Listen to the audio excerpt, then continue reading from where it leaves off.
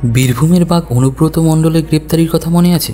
গরু পাচার মামলায় ইডি যখন পুরোপুরি তৈরি, ঠিক তার আগের দিন রাতে তৃণমূল নেতা শিব ঠাকুরের অভিযোগের ভিত্তিতে সোন অ্যারেস্ট করে রাজ্য পুলিশ, যার জেরে দোলাচলে পড়েছিল কেস্টের দিল্লির যাত্রা। সে সময় বিরোধীরা অভিযোগ করেছিল একেবারে দূতের মতো এসে কেস্টের দিল্লির যাত্রা আটকে দেয় শিব ঠাকুর। যদিও এতে লাভ বেশি কিছু হয়নি, তিহার জেলে যেতেই হয়েছিল তাকে। এবার আরজিকর কাণ্ডে সিবিআই রাইডারে সন্দীপ ঘোষ, চলছে ম্যারাথন জিজ্ঞাসাবাদ। তারই মাঝে সন্দীপকে তলব করেছে লালবাজার। এখন বিরোধীরা প্রশ্ন তুলছে, কেষ্টকে বাঁচিয়েছিল স্বয়ং শিব ঠাকুর, সন্দীপকে কে বাঁচাবে? আরজিকরের ঘটনায় যার দিকে সবাই আঙুল তুলছে সন্দীপ ঘোষ, যিনি নাকি ওই কলেজের এতদিন প্রিন্সিপাল ছিলেন, ঘটনা ঘটার দুদিন পর চাপের মুখের পরে পদত্যাগ করেছেন। কে এই সন্দীপ ঘোষ? কতটা প্রভাবশালী? কলকাতা হাইকোর্টেও এই প্রশ্ন তুলেছে। শুধু কলকাতা হাইকোর্টের না, এই প্রশ্ন আমার আপনার সবার। আরজিকরের ঘটনায় সিবিআই তদন্তের নির্দেশ দিয়েছে। কলকাতা হাইকোর্টের নির্দেশে অনির্দিষ্টকালের জন্য ছুটিতে চলে গেছে সদ্য প্রাক্তন অধ্যক্ষ সন্দীপ ঘোষ। আদালতের প্রশ্ন ছিল কতটা ক্ষমতাবান হলে পদত্যাগের 4 ঘন্টার মধ্যে আবার তাকে নিয়োগ দেওয়া সম্ভব। এটা কি করে সম্ভব? সকালে আরজিকর মেডিকেল কলেজের অধ্যক্ষ পদ থেকে ইস্তফা দিলেন সন্দীপ ঘোষ। বিকালে মমতা বন্দ্যোপাধ্যায় ঘোষণা করল সন্দীপ ঘোষকে অন্যত্র পাঠানো হবে। পদত্যাগের 4 ঘন্টা কাটতে না কাটতেই তাকে আবার কলকাতার একটি স্বনামধন্য মেডিকেল কলেজের প্রিন্সিপাল করে পাঠানো হলো। আরজিকরের মহিলা চিকিৎসকের ধর্ষণ এবং খুনের ঘটনার পর থেকেই তিনি নজরে। পুরো ঘটনায় তার ভূমিকা নিয়ে প্রশ্ন উঠতে শুরু করেছে বিভিন্ন মহলে। অভিযোগ উঠছে তার প্রভাবশালী হওয়ারও। ইতিমধ্যে তাকে ডেকে ম্যারাথন জিজ্ঞাসাবাদ চালাচ্ছে কেন্দ্রীয় তদন্তকারী সংস্থা। আরজিকর কাণ্ডের সময় তিনি ছিলেন এই মেডিকেল কলেজেরই অধ্যক্ষ। বর্তমানে সারা দেশের কাছে চর্চার বিষয় হয়ে দাঁড়িয়েছে এই সন্দীপ। পাশাপাশি মানুষ এটাও জানতে চাইছে তার পরিচয়, শিক্ষাগত যোগ্যতা নিয়ে।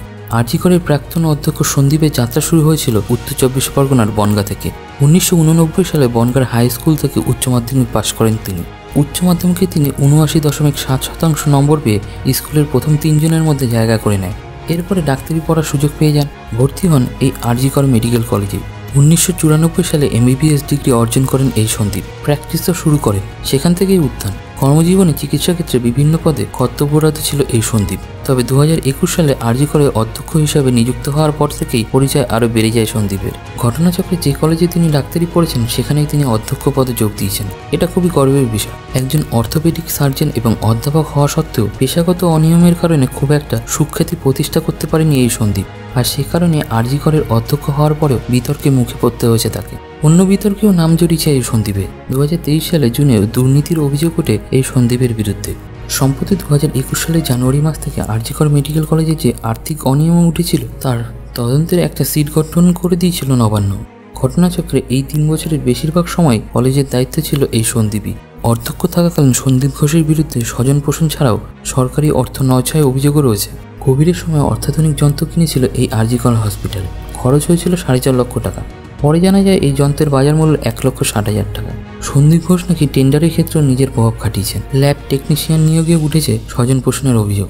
অবৈধ ইন্টার্ন, হাসপাতালের বর্জ্য বাংলাদেশে পাচার করার মতো গুরুতর অভিযোগ রয়েছে এই সন্দীপের নামে। মর্গের রেজিস্টার গুম করে মরদেহ কেলেঙ্কারিতেও নাম জড়িয়েছে এই সন্দীপের। আরজিকর হসপিটালে র্যাগিং বিতর্কেও নাম জড়িয়েছিল এই সন্দীপের। প্রথমবার আরজিকর হসপিটালের অধ্যক্ষের চেয়ার থেকে সরিয়ে তাকে পাঠানো হয়েছিল মুর্শিদাবাদ মেডিকেল কলেজে। অবশ্য সেবার তিনি 48 ঘন্টার ব্যবধানে ফেরত আসেন। 2023 সালে সেপ্টেম্বর মাসে আবার বদলি হয়, সেবারও ফেরত চলে আসেন 21 দিনের মধ্যে। এরপর আরজিকরের চিকিৎসক খুনের ঘটনায় বিক্ষোভ যখন অনেক বড় আকার ধারণ করেছে, তখন তিনি বলেন যে মেয়েটি আমার নিজের মেয়ের মতো, এই বলে পদত্যাগ করে। তবে সেই দিনই ন্যাশনাল মেডিকেল কলেজের অধ্যক্ষের দায়িত্ব পেয়ে যান। যদিও কলকাতা হাইকোর্টের নির্দেশে তিনি এখন অনির্দিষ্টকালের জন্য ছুটিতে আছেন।